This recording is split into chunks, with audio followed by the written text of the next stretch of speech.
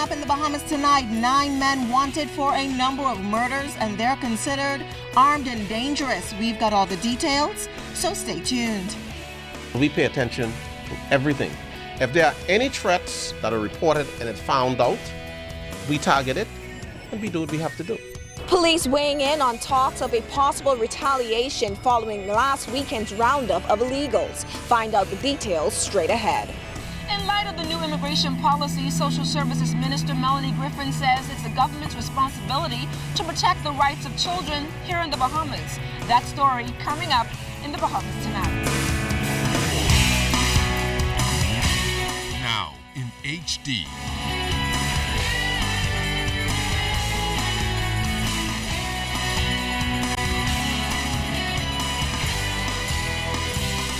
ZNS Network presents The Bahamas Tonight. This portion of the news brought to you by BTC Everyday.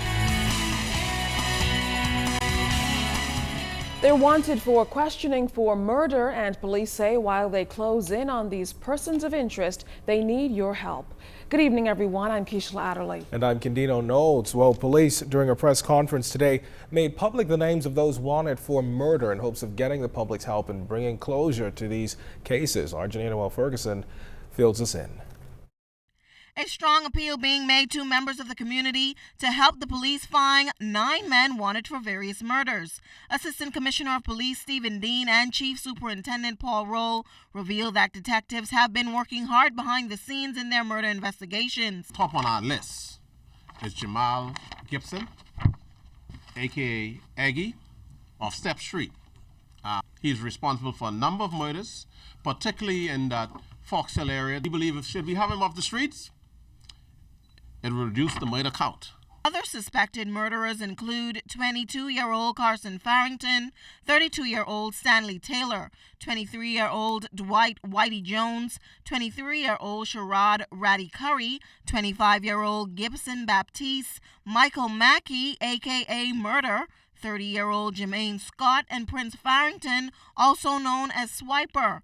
But it doesn't end there. Police also need your help in finding 38-year-old Adrian Edgecombe, also known as Pointer, Dwight Kitty Morrison, and Kenrico Wright for possession of dangerous drugs. Now, the All Points bulletin for these men comes just days after the U.S. Embassy issued a crime warning, but officials here say they won't speak to that matter specifically, only to say that police are doing all they can to crack down on crime. We do crime analysis, and our analysis tells us where we are having our trouble spots, where this one criminal element seems to be operating. Sometimes we see the trend, because we might retrieve a firearm, we might see the spents, and this might be able to tell us that one fella is moving around New Providence, and this is who we are looking for.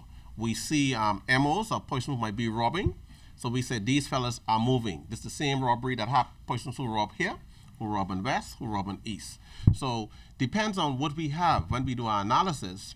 That is how we move our strategies. Meanwhile, our own records indicate that there has been 99 murders for the year. And asked why police seem reluctant to provide an official murder count, police are trying their best to be transparent at all times. So give us time to met it out and clean, so we give professional records. When we give release records, it's not only here for the Bahamas. This is worldwide and tied to world standards. So we are tied to organizations along that case. So sometimes when you hear saying that the crime, what's the crime count right now? What's the count for this particular thing? It might not be a true reflection. Police hope the public will heed their call to surrender these wanted men. Janae Ferguson, ZNS Network News. Chief Superintendent of Police Paul Roll is dismissing claims that the 14-year-old girl who was in custody at the Willie May Pratt Center was murdered as suggested by relatives and on social media. Mr. Roll told reporters today that the matter has been turned over to the coroner for further investigation and that at the conclusion of hearings, the circumstances will be made public. Anytime an individual dies in the custody of the state, that matter has to be investigated, and it goes to the coroner. There is an inquiry, okay, and just to, you're probably referring to, again, dealing with social media, because persons have contacted me yesterday and I branded as nonsense the information that was circulating in social media about this young girl. And I think they need to also, people need to be not only be more responsible, but they need to be a little more respectful for the family of these individuals. Well, over the last few days, there have been a series of messages circulating on social media sites warning locals of the possibility of retaliation following Saturday's roundup of illegal migrants. While police could not clear up whether there may be some truth behind these messages, they say they are monitoring the situation. Charisma Robinson is following this story for us. I was just talking to my neighbor just a while ago, who is a school teacher, and she told me that one of her colleagues got robbed on Carmichael Road. One of the guys in turn said to the other guy, shoot him. And the other guy said, no, we're not going to shoot him. He is a foreigner. He's not Bahamian. I just want to let you know the war has started. Police are monitoring messages like this that have been creating a sense of fear among Bahamians. These messages about Haitian Bahamians attacking Bahamians have been circulating on WhatsApp and other popular social media sites ever since last weekend's roundup of illegal migrants. On Wednesday, police could not confirm whether there was any truth behind talks of possible retaliation, but they did appeal to those responsible to stop and let the police do their job. Because you're causing fear, you're causing people stressed out, because persons are calling me, they're calling Mr. Roll. People we know, our families are affected by these things that they see there, because it's on social media, it is scripted so well that you believe it's the truth. What we are saying to our people to desist from doing such things, because you're only causing harm to your country, because when you get on social media, it is worldwide. You can cause tourists from not coming to the Bahamas based on what they see. ACP Dean says members of the public should not be too quick to believe what they see on social media. They should go into social media and assist us in talking to some people to help us keep our country safe. If these things are not true, they could just send a message just how they send it to help us. We just need the help. We can't tell people what they should not be concerned. I wouldn't want to even speak to say you should not be concerned, because I cannot put myself, I'm a police officer. So I might feel safe. You're a civilian out there, you're in a different shoe. So I'm just saying to all of us, we have to talk to our children, we have to talk to our people who are promoting these messages. In most cases, they are false messages. Listen to what we have to say. We report the matters as they come. So the next time you come across one of those circulating messages, think twice before you click send. Charisma Robinson, ZNS Network News. When immigration officials conducted those weekend apprehensions, a group of children was among those ending up in detention. At least 20 of them were among those whose status was being questioned as part of an illegal immigration offensive. And the vulnerable state of those children has drawn criticism and questions over how illegals who are minors are processed, especially if their parentage or status is unclear. LaDon Davis takes a look. For the Department of Social Services, protecting the rights of children born here in the Bahamas is a huge, time-consuming, and extremely expensive responsibility. Since the government implemented its new immigration policy 5 days ago, several children born to undocumented foreigners have been detained at the Carmichael Road Detention Center because their parents could not produce documentation proving legal status. On Wednesday, Social Services Minister Melanie Griffin gave ZNS an update on the status of those who remain in detention. Social Services would have visited the center on Sunday, on Monday, on Tuesday, and again today. We can report that today there are 5 children, 2 of whom we expect to be repatriated with their parents. They're Jamaicans. And then I think the other 3 are Cubans, and they will be there with their mothers. Now, if a child is abandoned by a relative, officials say they will be placed in protective custody. Once those children are placed in one of our child care facilities, every effort is made to locate a suitable relative.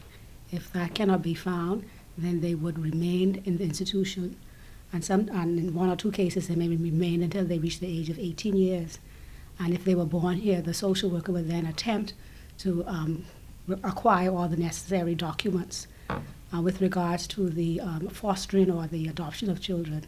It only happens if we are able to regularize the children and they are placed with a Bahamian family. The social services minister also weighed in on the physically, emotional, and psychological impact these interdictions will have on those children adversely affected. Parents ought to be able to speak to their children and to advise them of what the situation is and to let them know exactly what is happening and to assure them that, everything is fine because you're still with us, you're still with your parents. And so they're able to, the welfare and the comfort of the children, I think, is the most important thing in these situations. And that is why the policy tries to keep the parents and the children together at all times. Now, those 5 children and their illegal parents detained at the detention center are expected to be repatriated on Thursday. LaDawn Davis, ZNS Network News. The Immigration Department is now accepting applications for Belonger resident permits. These are the permits that are available for children who are born in the Bahamas to foreign parents. Director William Pratt says this will greatly help those who have long complained about the time frame to apply for citizenship, saying that it takes far too long. He says that the process can also start before the child becomes 18. They wouldn't have to be just scrambling about to get documents for their citizenship. We will begin the file now. So when they turn 18, they should be given their citizenship in a much quicker time. Pratt confirmed that the department has seen a huge amount of persons coming in to get applications, and a number of them are currently before the board awaiting a decision. He also stressed that foreign parents of these children must be in the country legally, as it is one of the requirements for the permit. Again, the immigration director underscored the fact that government's new immigration policy will send out a strong message that it's not business as usual. If you are going to be in the Bahamas, you must possess the necessary documents in order to live and work here. Most of the foreign nationals that are here on work permit, let's say Canadian, American, British, or Swiss national, sometimes they're here on a 3-year contract with their bank, and they happen to have a child born in the Bahamas. Immediately they acquire their national passport for their child, and they submit a permit for that child to reside. So at least when that child, even if that child departs the Bahamas and decide that he wants to apply for citizenship at age 18, at least we have some record of the child. It's a story of tragedy to triumph, how Fidelity Bank is using one employee's life to save so many others. I'm Clint Watson. Stories ahead in the Bahamas tonight. This portion of the news is brought to you by Shell Ultra Low Sulfur Diesel.